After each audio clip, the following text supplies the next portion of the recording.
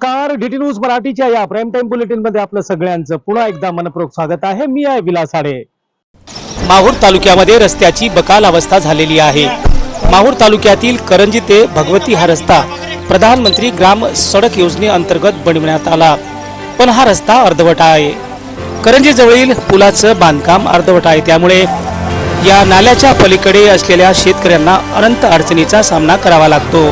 तब्बल 2,05,00,000 रुपयाचा निधी यासाठी शासनाने उपलब्ध करून दिलेला आहे।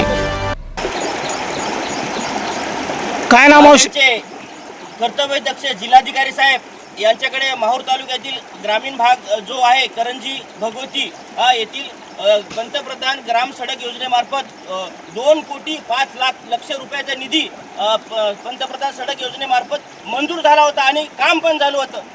चालू काम गुत्तेदाराने का बंद केलं का नाही हे समजायला मार्ग नाही। 2025 पर्यंत हा रस्ता पूर्ण करण्याचं त्यांना आव्हान होतं, पण त्यांनी पूर्ण केलं नाही। 2026 पण संपायला, त्यामुळे शेतकऱ्यांनी बरेच दिवसापासून मला फोन केला की ही अडचण दाखवली, बाबा आमचं कसं जायचं, शेतकऱ्यात कसं यायचं, चालू रस्ता बंद करून टाकलेला आहे। बघू शकता हे पूल, आता या शेतकऱ्याने इथून कसं जायचं कसं यायचं, किती मोठा प्रश्न आता पोहोच जायचं की पोहोच यायचं। माता भगिनी सुद्धा आलेला आहे, यायचं म्हणणं झालं बाबा आम्ही आता शेतात कसं न्यायचं आणि कसं यायचं, पेरलेलं बी बियाणं कसं न्यायचं आणि झालेलं सोयाबीन कापूस तूर शेतातून कसं आणायचं। त्यामुळं आमचं एवढंच म्हणणं होतं की आमचा जसा पहिला रस्ता होता तसा रस्ता करून द्या। शेतकऱ्याचं म्हणणं आम्हाला रस्ता आपण नको, संबंधित गुत्तेदार असो अधिकारी असो यांनी जो पैसे खर्च केला असेल ते शासनाकडून निधी घेतात, तो शासनाला व्याजासकट त्यांनी परत करावा आणि आमचा जसा होता रस्ता त्यांनी करून द्यावा। ही सर्व शेतकऱ्याची मागणी। शेवटी शेतकऱ्याचा अंत आता सुटलेला आहे, सगळेजण हातून मागे लागलेले शेतकऱ्याचे,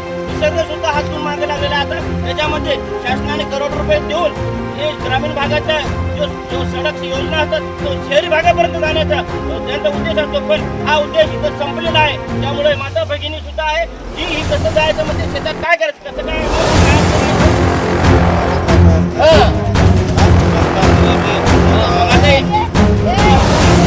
डोक्यावर वज खताचे पोते बियाणं कसं न्यायचं, त्यामुळे तात्काळ हा प्रश्न मार्गी लागला पाहिजे आणि संबंधित जो इंजिनियर आहे त्याच्यावर तात्काळ गुन्हे दाखल झाले पाहिजे। हा निष्काळजीपणा त्यांनी केल्यामुळं।